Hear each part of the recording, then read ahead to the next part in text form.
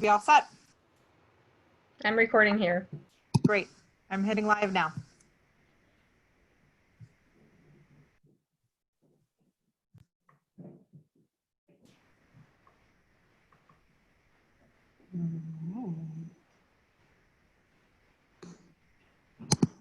All right. Happy Wednesday, everybody.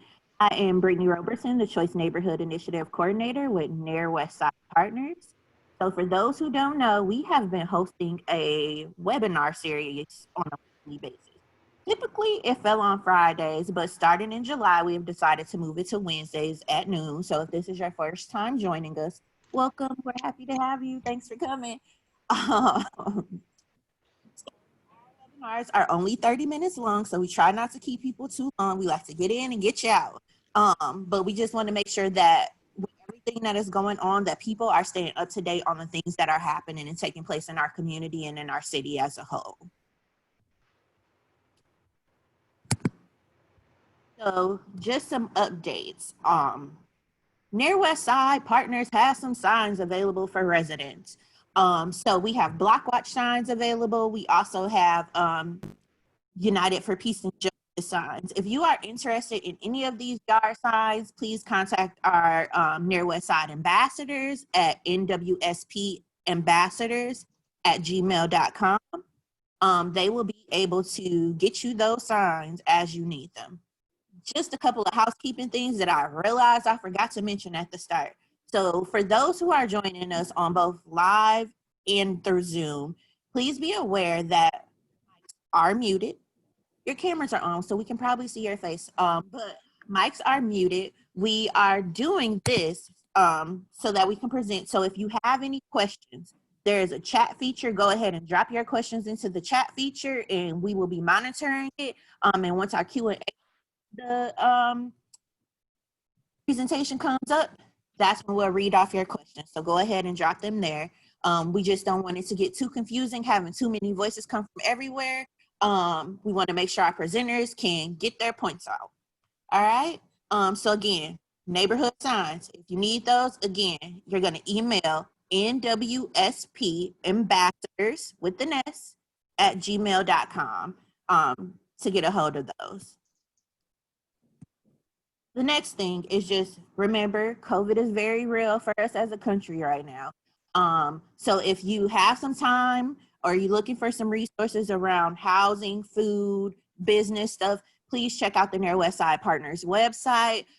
We have a whole page dedicated just to COVID-19 resources. So please feel free to go, visit, and share. Now on to the big portion of our webinar today. So today we are joined by Keith Stanley, the Executive Director of NWSP Partners and also Bid 10. And we are also joined by Deshea, who is the Executive Director of the King Drive Bid. Our topic of discussion today is about protesting, rioting, and looting and how it impacts communities of colors in Milwaukee. So we'll go ahead and get started. So Keith and Deshea. Hey. Hey. If you both want to go ahead and just give us a little information about yourselves, just so people know who you are, what you've done, and what you're doing. Sir, should I Go ahead. begin? Yeah, you can go ahead. You start. All right. Glad to be here with you all today. Thank you, NWSP Partners, Bid 10 and Keith for inviting me to be a part of this discussion today. I'm, again, Deshea Agee, Executive Director, Historic King Drive Business Improvement District, born and raised right here in Milwaukee. Graduated from Marquette University, so I spent a lot of time in the Near West Side in the mid to late 90s. I also had a chance to work in public service at the Department of City Development, where I did have an opportunity to participate in some of the streetscaping projects and redevelopments in the Near West Side. I graduated from the Associates in Commercial Real Estate, where Keith and I participated in the first class. Been at the bid now 4 years, and I am married with 4 wonderful children. Sorry, 3. Sorry, 3 wonderful children. Thank you for sharing. Keith, you want to go ahead? No problem. And Deshea, it's good to see your face, man. I'm always encouraged to do more when I see you, man. You're a hard-working brother, and I appreciate that. Appreciate it. Keith Stanley, Executive Director of the NWSP Partners and Business Improvement District Number 10 and NWSP Association. And it's been an honor and privilege to serve the NWSP community probably over 15 years. I started in 2005, but with a short stint at City Hall and for 3 years. I'm a third generation Sherman Parker, and been in Sherman Park and know Sherman Park and live and breathe Sherman Park, but know probably more about the nearest side than I do about Sherman Park. Prior to that, I was also in our corporate world for 5 years, and also served on the board for the Sherman Park Community Association for about 8 years, and been a Milwaukeean through and through, graduate of Rufus King High School. I'm not married, but I have a beautiful girlfriend down in Texas, and then I'm taking care of my parents' dog, which I think is my dog now, Little Man. And so that is my beautiful life right now in our COVID-19 world. Hey, Brittany, Keith mentioned the wonderful high school he graduated from, so I have to share. I did spend time too, again, in the near West Side as a graduate of Marquette University High School. All right. Near West Sider. We like that. Feel like it. we like it. We like and appreciate that. Okay, so we're going to get started in our questions. Please remember, if you are watching via Zoom or via Facebook Live, please drop your questions into the chats. We are monitoring it. Once we get to Q&A, we will ask your questions. So our first question is, since the rioting, protesting, and looting has started, as executive directors of bids in the city of Milwaukee, what would you say has been the biggest challenges for our businesses in the neighborhoods? If you don't mind, I'm going to start off just a little bit, just to present some context, and we can go from there. I think, in our title, many people may wonder, you hear the term protesting, you hear the term rioting and looting. And so I want to make sure it's always clear that I don't want to put words in Deshea's mouth, but I know I want to speak for NWSP Partners. Although we understand the pain and suffering of the community, I think we want to make sure that we're doing things right and make sure things are done appropriately. And even though it's a very nuanced issue when it comes to some of the things that are destroying our community, when it comes to the rioting and looting, I definitely take offense to that. And I think that for the work that we do, and that's why I'm glad Deshea agreed, the work that we do in the community, we work every day to make sure that our communities are healthier with businesses, with our residents, landlords, and any destructive behavior, even though I understand the pain, ultimately hurts our community. I just want to make sure that's clear off the top. I'm not, and I know how Deshea feels about that. Although like I said, I understand the pain, being an African-American man myself, I also know the years it takes for our businesses to come back and our communities to come back. The example I would give, and then I just will be quiet, is my father, who grew up near Reservoir, and he told me about the good old days about King Drive. And the first thing you hear him say is that it never was the same after the riots. And that was in the 60s. And knowing my dad, I believe, is turning 67 this year, that's destructive. That, even though I feel the pain of our people, I feel the pain of the hurt of the segregation, the Jim Crow, the disinvestment, the mass incarceration, and all the many systematic issues we deal with. Ultimately, though, some of the things that are going on in our community, I'm concerned because I know it ultimately can hurt us and send us back, because those are Black-owned businesses, minority-owned businesses, and it takes a lot just to get them going. So, I would echo a lot of what Keith shared and add that I believe Keith also supports the positive protests. And the positive protests are important because there are issues that as African-American men, Black men, Black and brown people of color, we have dealt with a lot over the years with racial injustices. And this conversation now about social justice and racial equity is much louder because of the positive protests.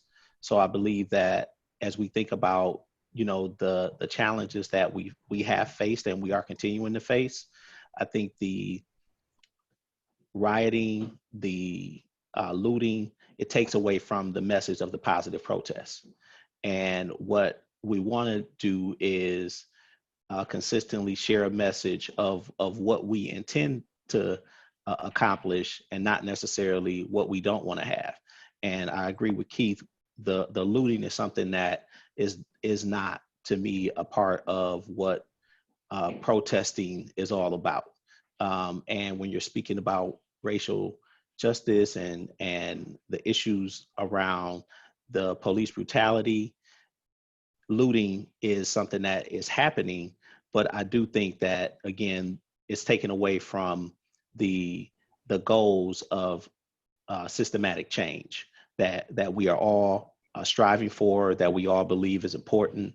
And I don't want those who are looking for opportunities to loot and enrich themselves and steal and damage property. You know, I don't want them to miss that there are those who are spending daytime, which is when a lot of the peaceful protests are happening. They're spending daytime, you know, a lot of time out, you know, spreading a message of these are injustices that, you know, the loss of lives are something that we will no longer accept as the norm.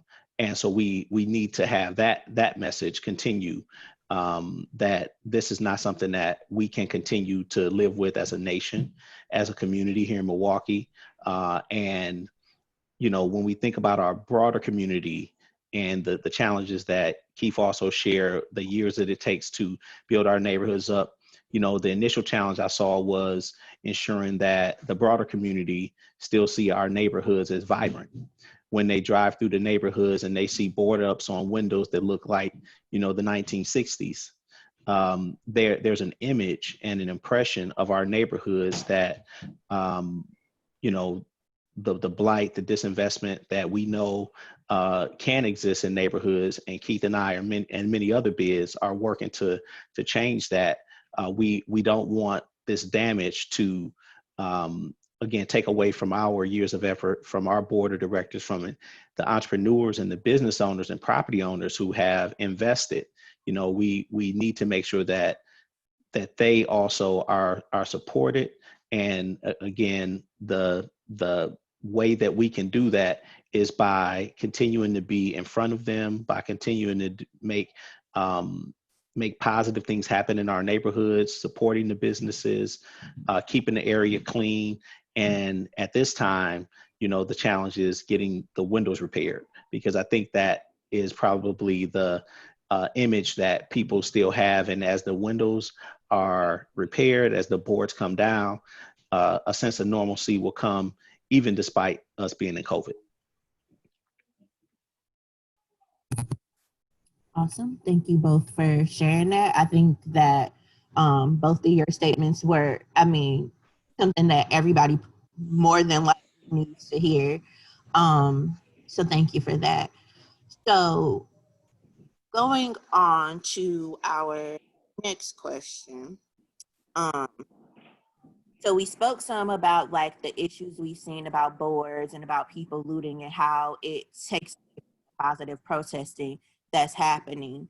What do you, not me, what do you think, how do you think these issues are going to impact our communities in the long term and short term? Like, what are things that we can be doing as a community? And also, if you could speak to like, especially you, Deshea, because I know that there was a lot of things that took place on King Drive when everything was at its peak. So just speaking to like some of the things that you were able to do and as bid director, but also as a resident of Milwaukee? You know, what the impact is both short and long term. I think there are very real and deep conversations happening around social justice and equity right now. The conversations that have maybe been glossed over are really happening now at all levels of community organizations, and it is having a impact on people's ability to take their private thought and make it more public. People are more vocal. They are saying that they're not willing to accept things that they might have sat on the sideline and seen before. One of the things we did, you know, following the initial weekend of damage in King Drive and our Main Street district and our business improvement district and throughout the city, was a community cleanup. And we had over 2,500 people come out with less than a 24-hour notice that this is something that we intended to do. And with the media, with the individuals that came out to help lend a hand to clean up, we were able to see 160 blocks addressed with Bader Philanthropies, Greater Milwaukee Foundation, Alderwoman Coggs, Social X, West Care, Wisconsin, and others that provided donations, Walmart, Outback Steakhouse. You know, it really opened up a conversation about, you know, what is it that we can do together to have a strong neighborhood, strong community, and just be better together. And so I think that in the long term, you know, these partnerships, again, with, you know, organizations like Greater Milwaukee Foundation and many others, as they have on the table, you know, the conversations around improving race relations. We have a lot of statistics that we know Milwaukee are not so good in, and things that we have been rated really bad in. You know, worst place for you name it in many cases. I think a lot of that is going to be changing in the long term, just because we are having more conversation about it. Even the protests and some of the rioting and looting are having an impact with organizations like MMAC, you know, providing investor funds to help us improve our properties. Same thing in near West Side and throughout the city. So in general, I think long term, it is going to make Milwaukee a better place. How about you, Keith? I would say, Brittany, the question for me would somewhat be nuanced. And what I mean by that is that there's a lot of, overall, I agree with Deshea and do believe that ultimately we are at a good place where we're talking about some serious issues. My faith, though, in what will happen is may not be as optimistic as I would like. I would hope that we learn from this moment. And a lot of times I think that what happens within our society is that you know, we'll get bored, you know, 6 months from now, 3 months from now, things would move on. However, I'm hoping there will be some progress made within that time that would benefit our country, our society as a whole. But not just with that, not just with the social justice piece, not just with talking about how do we make sure there's more investment within our communities and how to make sure there's more diversity across the board with many of our agencies. But also, there's a part of me that this impact is also, how does it impact our communities? And so there is the impact of our communities will potentially suffer as far as seeing people not maybe shop as much because they have preconceived notions, which Deshea hit on earlier. There could be concerns about our businesses not being able to come back, you know. My windows, I own property on Fond du Lac. I had windows busted out over the weekend.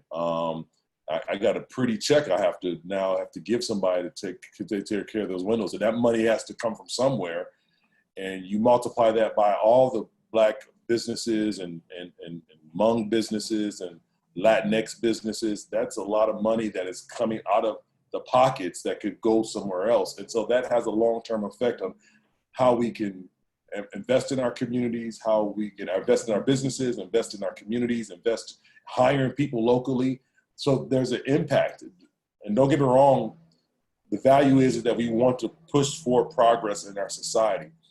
But for every action, there's a reaction. And so even though it wasn't intended, I do think there are things that we have to now deal with that may take a while for us to have to clean up. Deshea was right. We have to work with our businesses to figure out how do they get funds to be able to fix things up and repair, and how do they get back on their feet. They were already dealing with COVID-19. Now they're dealing with damage, property damage to their buildings. And so I do see the good and the bad. I see the positive, the negative in this time. I see the fact that we're having a national dialogue that we haven't had in a while. At the same time, we may have some businesses that could be permanently affected and may not be able to do the things that we want them to do because they just don't have the resources. And so it's very nuanced. It's very nuanced. So then my last question before we get into question and answer is, for residents in the city of Milwaukee, what kind of advice would you give them on making sure that we are supporting our local businesses? I would venture to say the key things for our local businesses would be to shop with them. We need people supporting them, stopping in our local restaurants, grabbing a bite to eat, stopping in our local shops, spending our dollars with them, tagging them on Facebook when we're there, checking in so people know that we are supporting them. The same thing on Instagram, because as we think about, again, the protests and the rioting, there's been loss of inventory for some businesses, coupling that with COVID, there has been a significant impact on the businesses as they are looking to open. Businesses are able to, if they will, encourage, wearing masks and social distancing.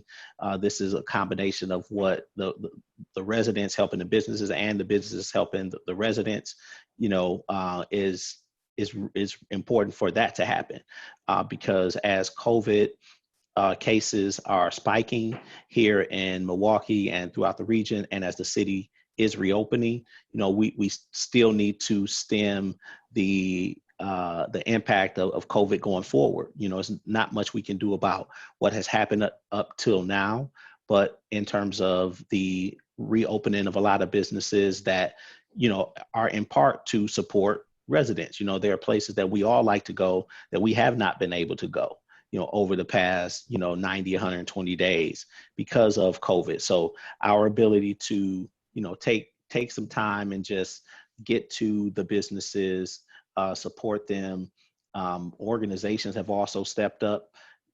We have LISC Milwaukee that have provided grants for businesses to be able to pay rent and pay for staff costs. Again, that is to keep the businesses open. As Keith shared, some businesses may not be able to survive, but with support from community organizations, philanthropy, corporations, the residents will be able to go back to some of those businesses that they have always enjoyed going to shop, eat at, and so forth. So I would say, the impact of the businesses being able to just, as new people or as people are starting to come back in there, to support them, just to say, hey, wear the mask. We need businesses to stay open because our economy is in trouble right now, is in very serious trouble nationwide. And as Keith works in the Near West Side and I work in, King Drive neighborhood, we need to have those businesses stay open because we can't have a ghost town like we had again in, March, April, and May.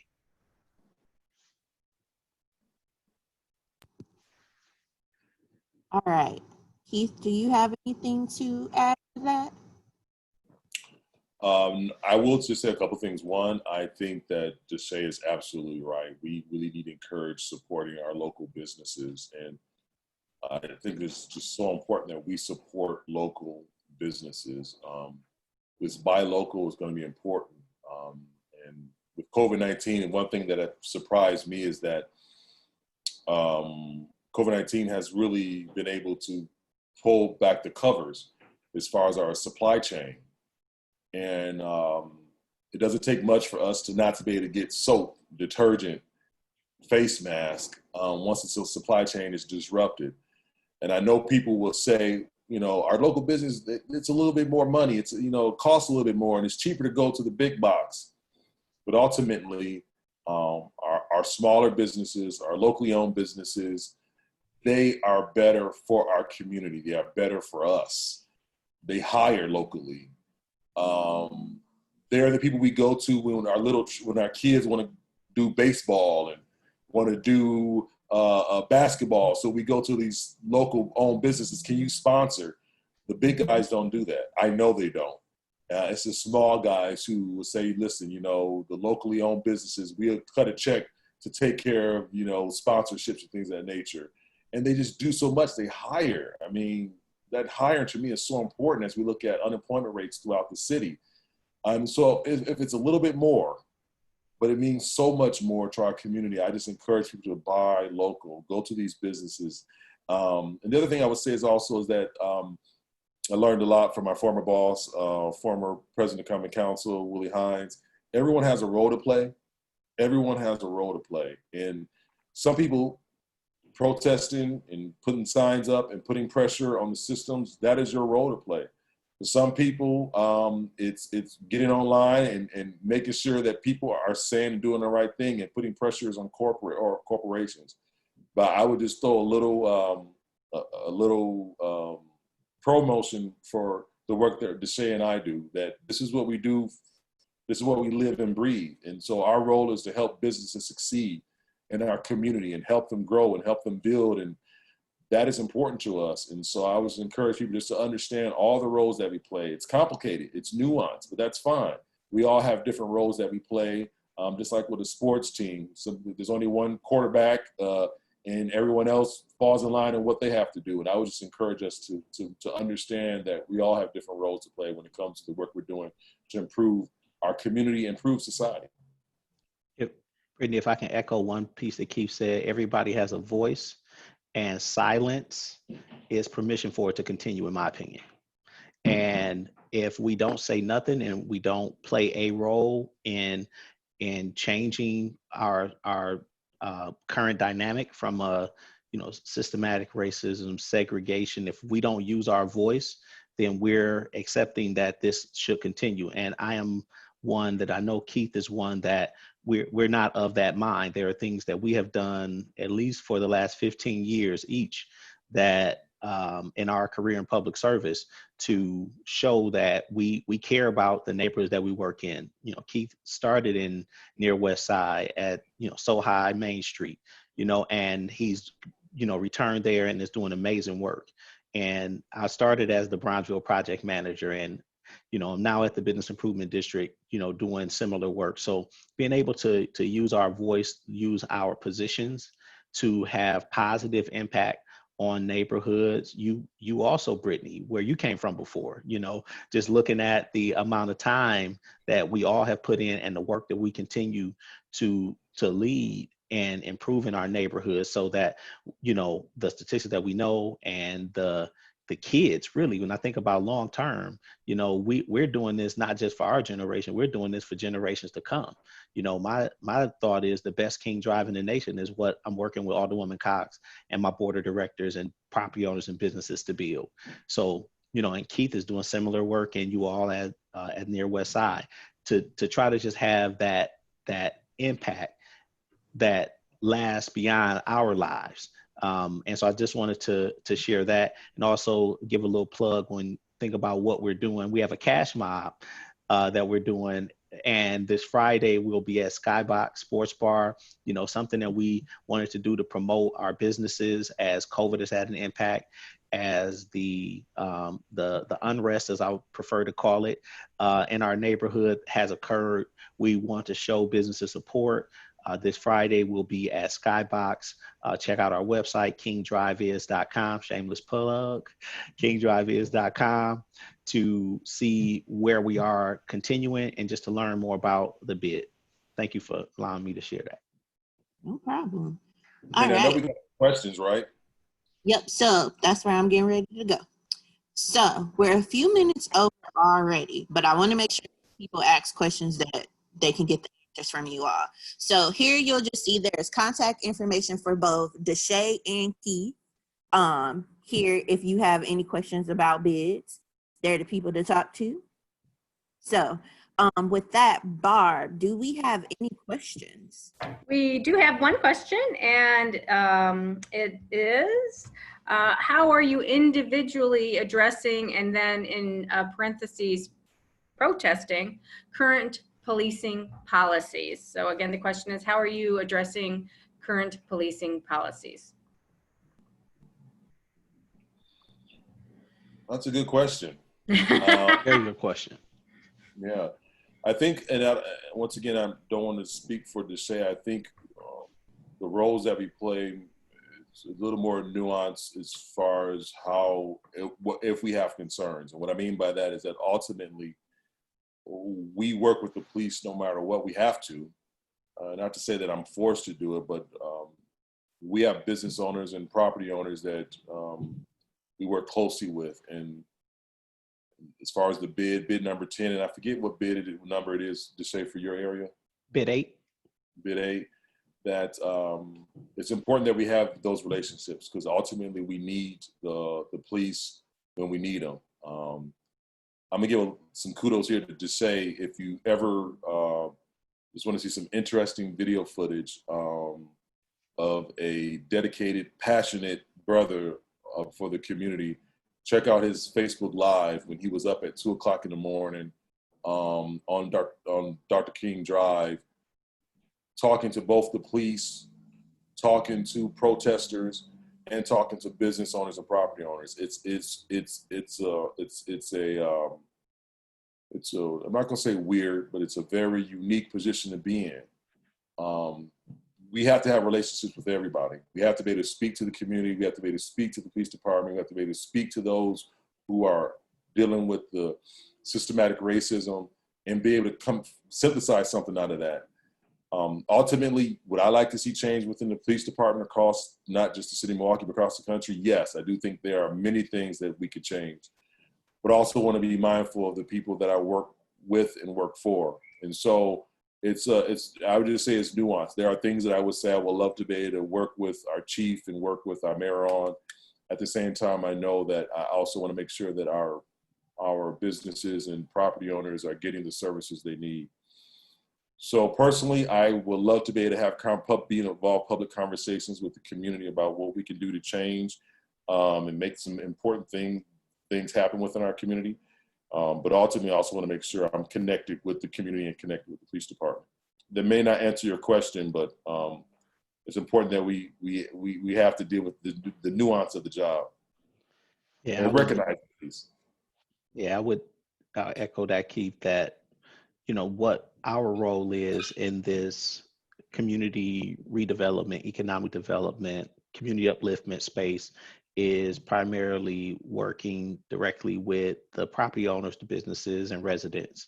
We do have an opportunity to work closely with community liaison officers that's in our district to influence their ability to participate in the work that we do, and also to be engaged with police community relations in our individual districts. I have had some conversation started with different individuals inside the Milwaukee Police Department, because the fact is the police department is Milwaukee MPD is the agency that is our law enforcement agency. And so there isn't anything that we can do at this point to change that. And so what we should try to do, and what I'm trying to do, is work within that framework that they are our law enforcement agency, and any input in terms of advice, suggestions, that I am able to share that and use my position as the executive director of the bid to help them to understand, what challenges are being had by businesses, by property owners, but also what residents in my neighborhood are saying, and what other information I'm hearing related to how they really engage or not engage with the community. So it's a matter of, as Keith shared, is some nuance there, but the key is that we are both spending time engaging with law enforcement in a way that ultimately our goal is to see policing practices changed, where it is a more engaging opportunity for police to interact with residents. I know Keith and myself may have at some point in our lives, had a perspective on law enforcement that was, I know for me, I have been driving and seeing the police behind me. And at one point I would say, are they going to pull me over? Right. And that happens often, probably, for all of us. And in some cases they have, and in some cases they haven't. But I also am understanding that if I am pulled over, there's a certain level of peace that I still should maintain. And that's something that all people should have. And that's why I believe part of the protests are happening, is because people don't have that peace and things escalate. And as it escalates, it leads to personal harm to individuals. It leads to firearms being drawn. And that's something that none of us want to see. I want to see everybody who I know, and I'm sure you thinking the same, everybody who leave and arrive back to their home safely every day. And we're seeing nationally that that's not exactly what's happening. So there is certainly a need to improve police practices. Training is important. That's something that if an opportunity comes, I would encourage that, because there's mental disease as well that some individuals have, that they may not be able to respond exactly the way the police want them to. And in absence of that thought process, they respond in a way that may cause aggression from the police department. And that's not in all cases, but we have seen that happen. And then again, sensitivity training is something that I think is important, because there is, things that, you were watching on Facebook. I know I'm watching, saw a police officer in another state, a person, stole like a barbecue grill or something. And it doesn't require police fire to get back a barbecue grill from Walmart. So there are some things that common sense, I think, not, really respecting what the badge is for, and being able to use that position to help make our community better. So I just want to, I don't know if I answered the question, but I think that there's a lot of work ahead in that space with police practices and engagement with the community. And I would say this, Brittany, just for me, we have a great relationship with District 3, Captain Jeffrey Norman. It's a wonderful brother. I've reached out to him, and he's been really helpful for the Near West Side. He believes in community policing. He's just a really good dude, and I do just want to give him some credit. As they say, not all police officers and those who wear the badge, the same thing when it comes to not all brothers. Black men. Yep. So, I mean, there's some good brothers and sisters that I think are doing some great work within the police department. And yes, do we want to see change? And yes, we should see change. And so, once again, as I mentioned earlier, it's a nuanced situation. Hey, Brittany, if I could shout out one officer and there are great officers, as Keith shared. There's great officers, and then there are those that may do things differently and may not be as great an officer as others. So I know there are a lot here in Milwaukee. One that I have had the privilege of knowing, Mike Jones, is one officer that I know who lives in the neighborhood, who cares about the neighborhood. And there are officers throughout the city who think the same way, that, you know, this is our community, let's make it better. And they go in to law enforcement with the right intentions. But for those who are in it for the wrong intentions, that's where, again, a lot more work is needed. And it's going to take more than Keith, me, you know, Brittany, and everyone here. It's going to take our voices collectively to go to those who are in positions of power, to our elected officials, to the chief of police, to the fire and police commission. When those opportunities come for us to share our opinion, we need to take those opportunities to do just that. Well, I want to take the time to thank you both for joining us. I know that as executive directors, you all have really big schedules. So the fact that you were able to take time to talk with us is so very important. I also think that you both made some very valid points when you look at the position that people play or the roles that they play in making sure that we are living in a world that's equal and fair for everyone. So I really appreciate you all, you know, just bringing that to the table. With that being said, I'm going to screen share one last time, just so we can get your contact information up there one last time. So for anyone who didn't catch it, we have Keith Stanley. His email address is director@nearwestsidepartners.org. And we have Deshea Agee, and his email is deshea@kingdriveis.com. So if you are looking to contact them, that is the best way to do it. Again, thank you both for joining us. Thank you everybody who is on Zoom and on Facebook Live. We really appreciate you taking the time out of your day to join us today, and we hope to see you all next week. Thank you. Thank you.